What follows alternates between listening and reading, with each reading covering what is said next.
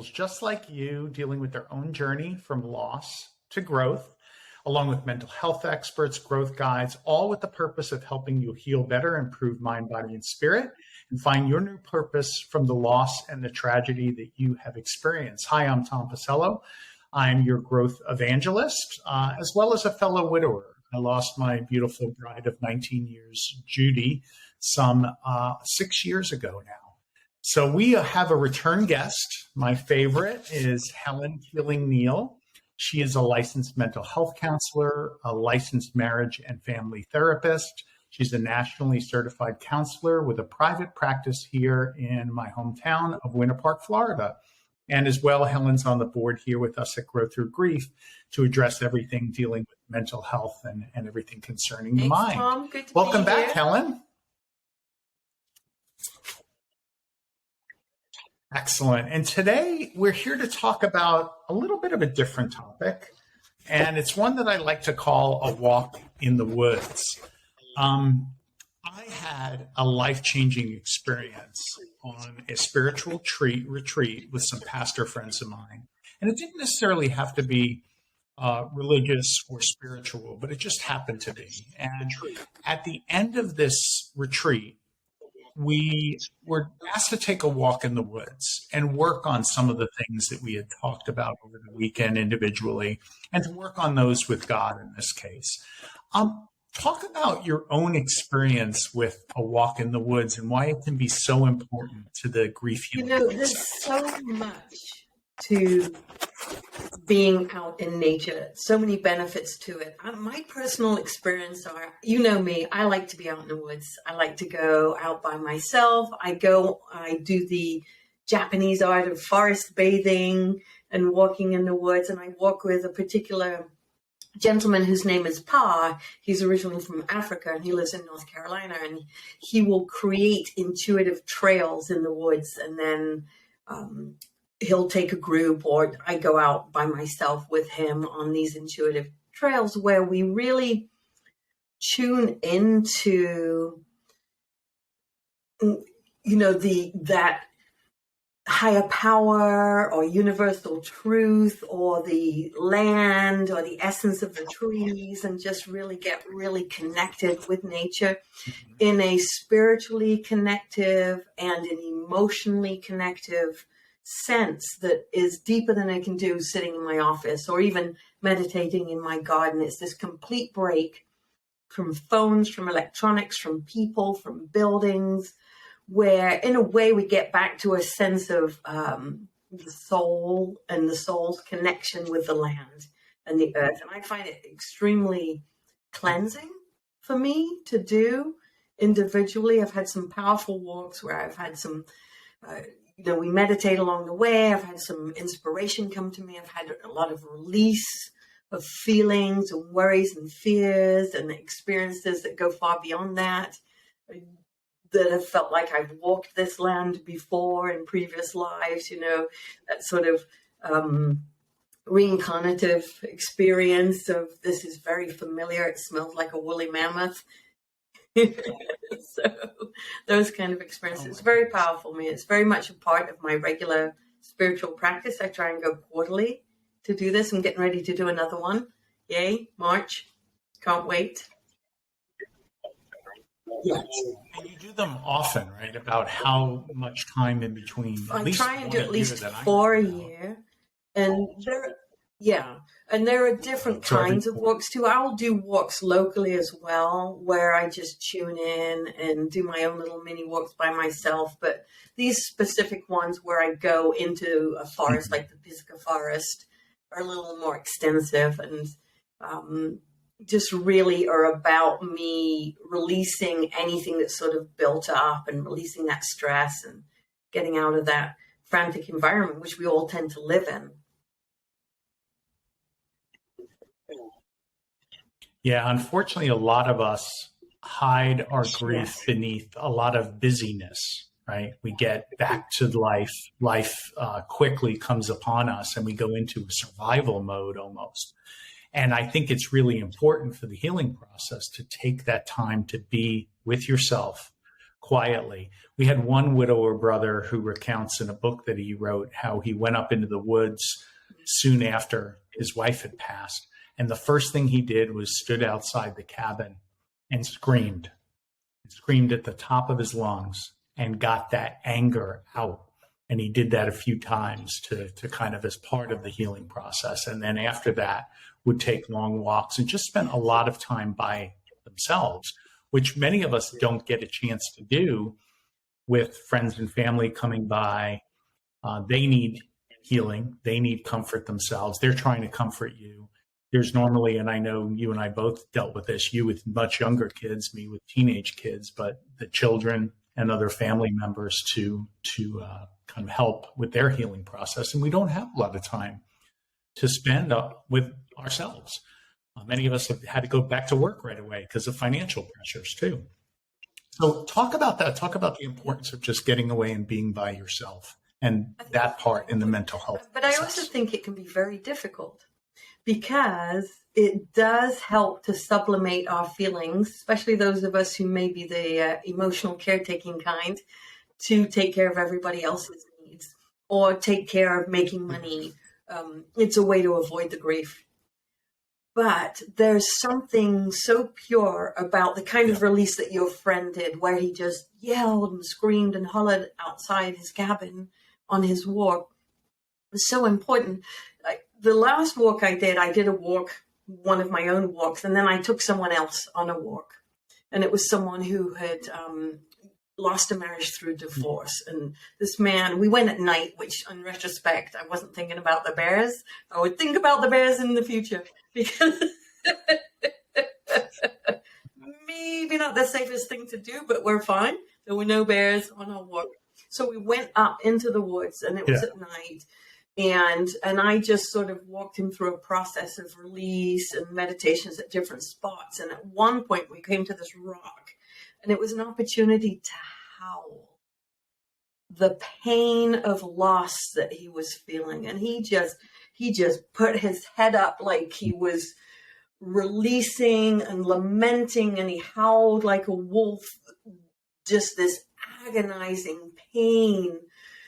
And, you know, up until that point, it had been in silence with, you know, silently walking and connecting and him connecting with his feelings. And I'd set it all up at the beginning. And then he howled and he howled, he howled, and he sobbed and sobbed and sobbed. And then he screamed and he yelled out all the anger, and he just got to get this anguish, because I think that's the best word. The combination of the sad and the mad of grief and loss is anguish. And to get that out at night in the woods without having to feel embarrassed or ashamed or to not having to hold back, it's an opportunity to get it out and let the light in. Because grief is so heavy, we have to make space for the lightness. And the only way to do that is to let it out. If we pack it down, it gets heavier and heavier and heavier. It takes a toll. Yeah, and it takes a toll on our body. The analogy that I love is it's like holding a beach ball, one of those inflatable beach balls, and trying to push it down into the water. And as you're trying to hold back your grief and hold it back, it takes a lot of energy, and it ultimately takes a toll on your body. And that's from the A Body Keeps Score book. Helen, one of the things that I did pretty early on in the healing process was I would take little walks through a park that was right across from my house. And this isn't a big park, but it has beautiful old 400-year-old cypress trees in it. And the first thing I did was practiced a little gratitude and started to recognize that even through this whole loss, there was still so much beauty around me in life. And I began to pay attention to little things, the leaves, the way the light reflected and refracted off of the water, the trees and how they bent in the breeze, and just a lot of little things that I tried to notice, and I tried to be present. And it was very centering for me to take those meditative trips. And later on, I added growth mindset podcasts and spiritual scripture and Bible study passages through those walks. So they became very much just a part of my day. I would start every day with that walk in the woods of gratitude, of recognition, of the beauty around me, and of other people's words, the word, and then words of other healers and advice that kind of got my mind in the right place, both spiritually and in a growth mindset. Talk about why nature is so powerful in helping us to do that and kind of getting us present again. On what you were doing, because you've got the trifecta of healing going there. The physical act of walking, we know that physical activity is very helpful for us and helps us stay in our frontal cortex, and it's bilateral. And bilateral movement is EMDR, eye movement desensitization reprocessing. It can be done by walking. It was how EMDR was discovered. So that helps process emotionally. And then, just the back side to side, and you going forward, but this is all bilateral, step. This would be bilateral too. Mm-hmm. So in that piece, you're processing emotionally as you're walking, but then you brought in the spiritual component with the Bible verses you had and other inspirational podcasts that you were listening to. All the while, you're keeping your frontal cortex online in an observatory stance. So you're looking to find beautiful and pretty and noticing your surroundings as you go. And that's just a great form for healing right there. So that's amazing. What we do know, there's a lot of research. So I went on to look at some research before we started this, because I was thinking, well, what specifically does nature do? We know, we felt the benefits and intuitively. And here's the list that has been researched to come up with an empirically evidenced list of what being in nature does. And there's a difference between green spaces. This is mostly green space research. Now we're looking into blue spaces. So the ocean and the water bodies in research and what that specifically does in the research world. But lowers stress. So there's physiological and psychological benefits. Lowered stress, better mood, reduced risk of psychiatric disorders, increased empathy and cooperation. And then the physiological, the cognitive benefits. There was research on green spaces near schools. And what the research showed was that it increased cognitive development for children. And then there was research on green spaces that were viewable from children's homes. And the research showed it promoted self-control behaviors. So I just thought that was fascinating. And there's this piece that, we come from primitive times, the land. There's a connective piece. There's an innate piece that connects us with nature that helps us get back to, in a way, our most authentic selves before there was any of the electronic or the industrial age or any of that came into fruition. So really, we're connecting with the land. We're connecting with really ancient genetic part of ourselves. Yeah, I agree. And that's something that I think you lose, and it almost gets suppressed when you are on your phone all the time or in front of a computer and I completely agree. Now, one of the things that both you and I did was we took these assisted walks with people who had developed healing programs around a walk in the woods. And that to me I was already walking religiously before that as a habit every day, but now I'm on a retreat and I'm going through a program. Talk about why that can be so important to have someone maybe to guide your walk in the woods with an even higher purpose and a method to the madness. I think, if there's anything that elevates a walk in the woods of being in nature, it's connecting with someone else while doing it. Especially someone who has understanding, whether that's through experience or knowledge, of what you've been through, because it just brings this additional level of support and companionship within that. And then if you're going with a guide who's a spiritual guide who has an ability to help facilitate you into going a little bit deeper into what you're feeling and expressing it, is encouraging you to express it either to them or to a group of people. That's release with empathetic support is, I think, the best release that there is, because there's somebody who can witness that pain and witness the release of that pain and can say, oh, I hear you. I get it. We're right here for you. Let's howl together. That kind of moment. Yeah. That was one of the best things. My mentor and I, Dan, lived in Boulder, Colorado, and some of the most beautiful hikes are just right outside of your door up in the foothills in Boulder. And we used to take those healing walks all the time. Yeah. Both of us just talking for hours, 4 hours, 6-hour hikes. And we would just talk about life and the things we were dealing with and our happiness and our joy. And yes. I miss those walks. The one that I took was facilitated up to the point where we took the walk in the woods. And the walk in the woods itself was alone. And I had worked out a structure to take that walk. Being the engineer that I am, everything's got to be a system, right? So I'm like, all right, I've listened to everything that was going on, but I think if I went through a certain process, there was an end goal in mind, and I'll get to the end goal. But the first thing I did was I wrote down all of the baggage I was holding on to. And the baggage was forgiveness, and the forgiveness that I might not have formally given to those who I believed hurt me, and forgiveness and an admission of my own sins and my own shortcomings, and asking for forgiveness for that.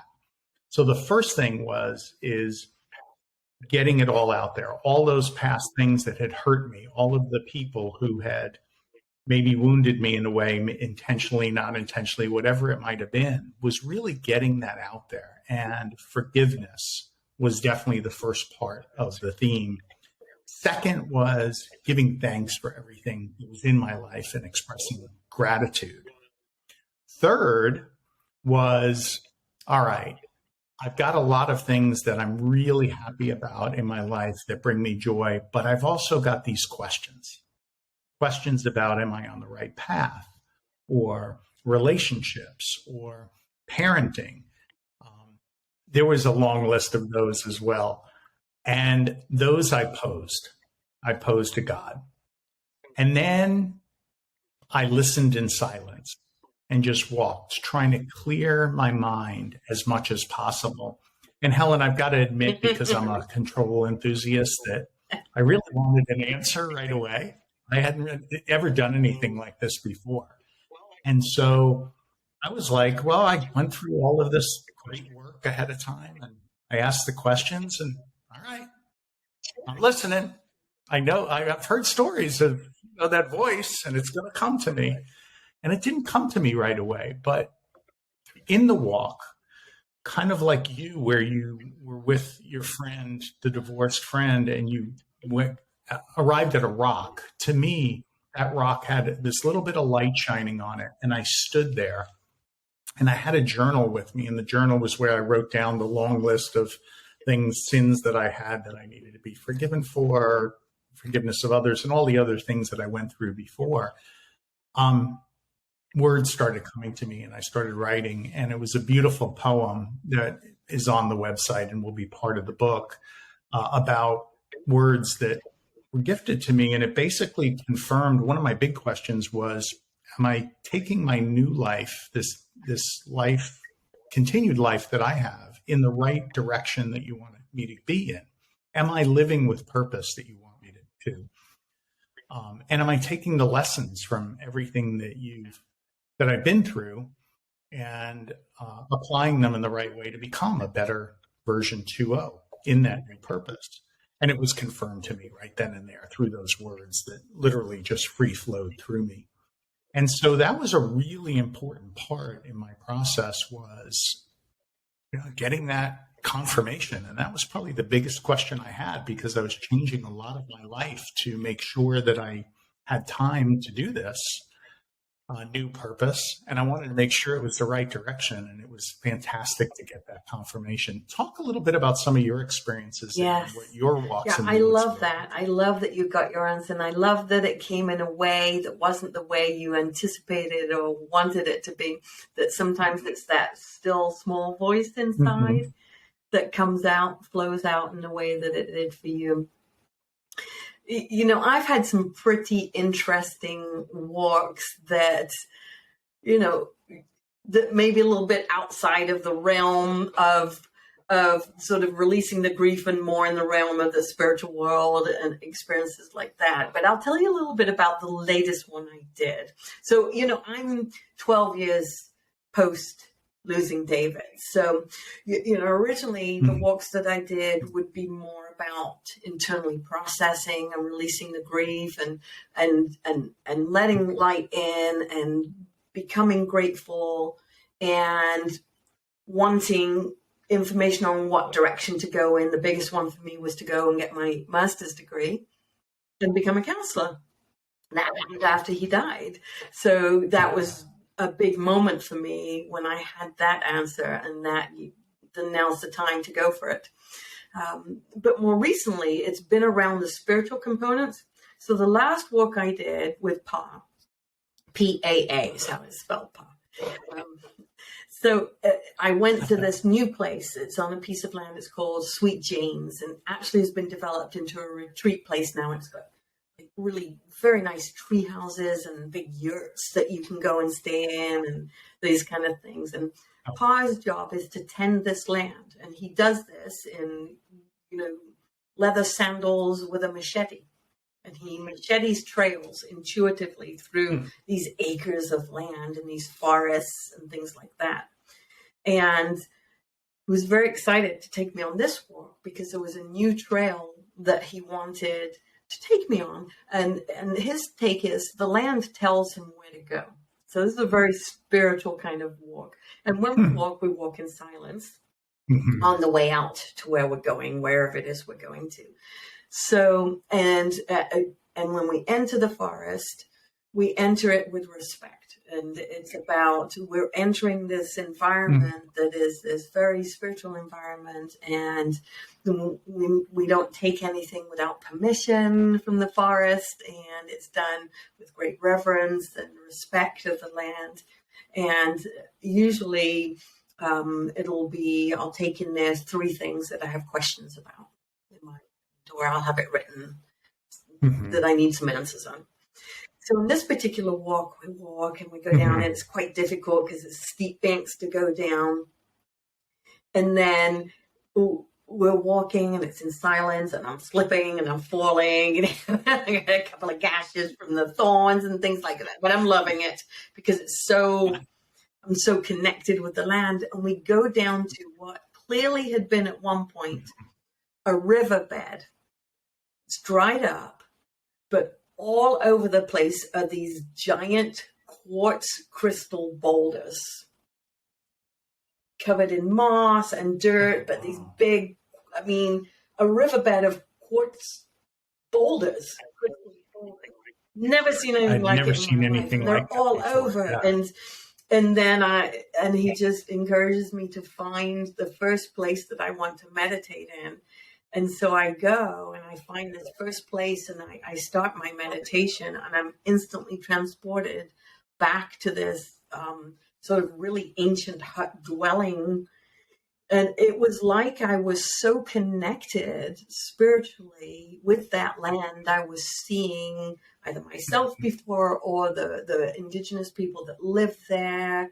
And so he had me meditate in 3 different spots, and each time was more and more powerful and more connected. And what happened to me as a result of that is that sense of connection with humanity, myself, humanity, the world, the universe, so to speak. This massive spiritual experience of feeling universal love and being a part of this universal love. So when I come out of there, I am filled up, and I feel like I'm literally connected with every person in the planet, no matter who, in a sense of a loving sort of spiritual way, sort of a godly kind of way. It's amazing.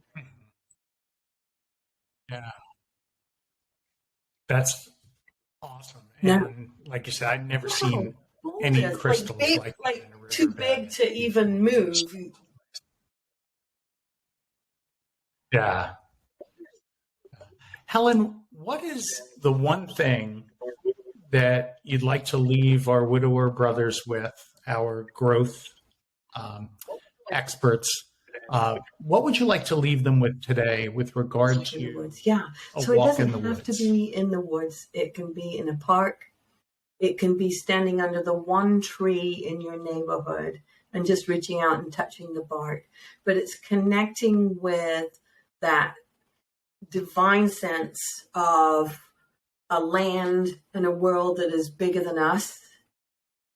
It can be walking through mead gardens we have locally, or just walking along a trail and looking up and noticing how blue the sky is.